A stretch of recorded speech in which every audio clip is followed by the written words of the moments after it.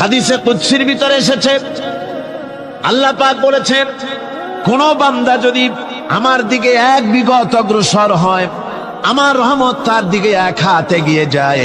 কোন বান্দা যদি আমার দিকে হেঁটে আসে, আমার রহমত তার দিকে দৌড়ে যায়। বান্দা যখন আল্লাহর দরবারে দুহাত উঁচু করে চোখের পানি ফেলে দেয়, মুসলিম শরীফের হাদিসের ভিতরে এসেছে, গভীর রাত্রে, রাতের তৃতীয় অংশে আল্লাহ রাব্বুল আলামিন প্রথম আকাশে আসেন আর ডেকে বলেন, পৃথিবীতে আছো নাকি কেউ গুনাহ করে জীবন বরবাদ করে দিয়েছো? আমার কাছে মাফ চাও।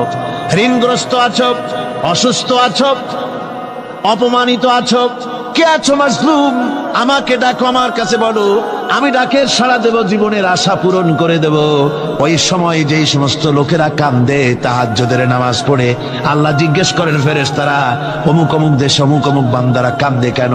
ফেরেশতারা বলে, রব্বুল আলামিন তুমি তো ভালো করে জানো। আল্লাহ বলেন, জানি, তবু তোমাদের মুখে শুনতে চাই।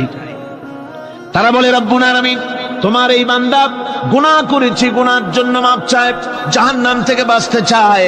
আল্লাহ পাক বলেন, ফেরেশতারা আমার এই বান্দারা আমারে দেখেছে নাকি? বলে দেখে নাই। বলে আমার দোজখ দেখেছে নাকি? বলে না, তাও দেখে নাই। আমার বেহেশত দেখেছে নাকি? বলে না, তাও দেখে নাই। আল্লাহ পাক বলেন, ফেরেশতারা সাক্ষী থাকো, ওরা আমাকে দেখে নাই, আমার বেহেশত দোজখ কিছুই দেখে নাই, শুধুমাত্র আমার নবীর কথা, আমার কোরআনের কথা বিশ্বাস করে আরামের ঘুমকে হারাম করে যেভাবে তারা কাঁদতেছে, সাক্ষী থেকে যাও ফেরেশতারা, আমার রহমতের দরিয়ায় জোশ মেরেছে, আমার ওই ক্রন্দনরত বান্দাগুলিকে আমি আল্লাহ মাফ করে দিলাম।